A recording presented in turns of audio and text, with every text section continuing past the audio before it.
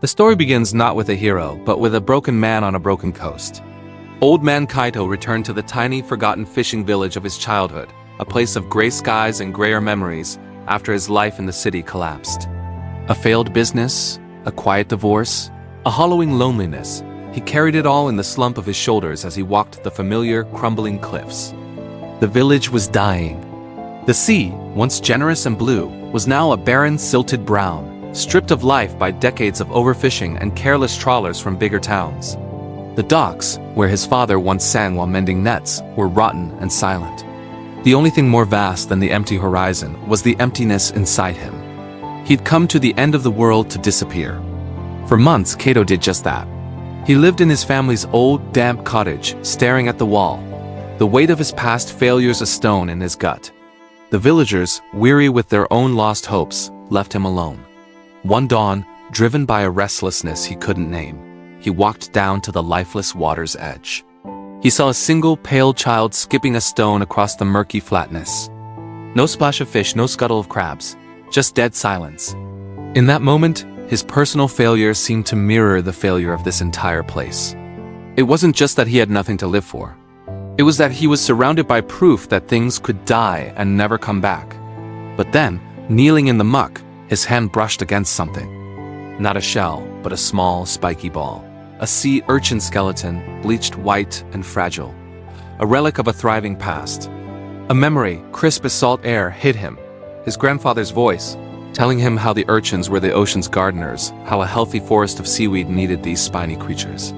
A mad, impossible thought, the first he'd had in years, sparked. What if you could garden the sea? Not to fix his own life that felt too far gone, but to leave one stubborn, defiant mark of life against all this gray. To prove something could grow from nothing.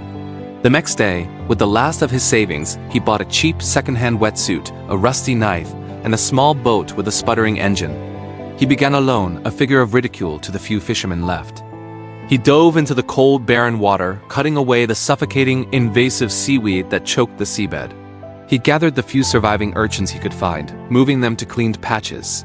He built simple, strange structures from stones and old, lean ceramic tiles, miniature reefs for life to cling to. His hands bled from the cold and the work.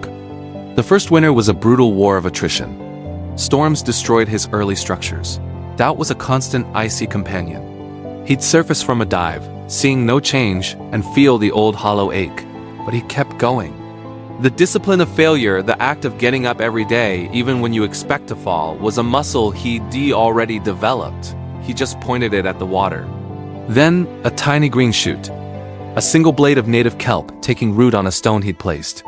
A month later, a small school of silvery fish, darting between his handmade structures. It wasn't a miracle. It was science, it was patience, it was brutal, unglamorous work. But it was life. One by one, the village's children came to watch. Then a few old fishermen, their skepticism giving way to a flicker of ancient hope.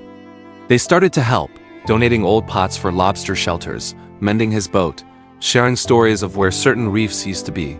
Kaito was no longer a lonely, broken man. He was the crazy old man who talked to fish, who believed in the sea.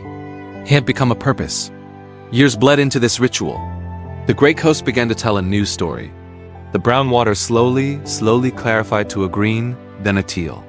Kelp forests rose, tall and swaying in the current. Fish returned in clouds of silver and blue. Octopus dens dotted the reef. Seals barked on the rocks, chasing the abundance. The village, once a skeleton, grew flesh.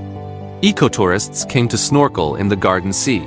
The children of those first skeptical fishermen started sustainable tour businesses.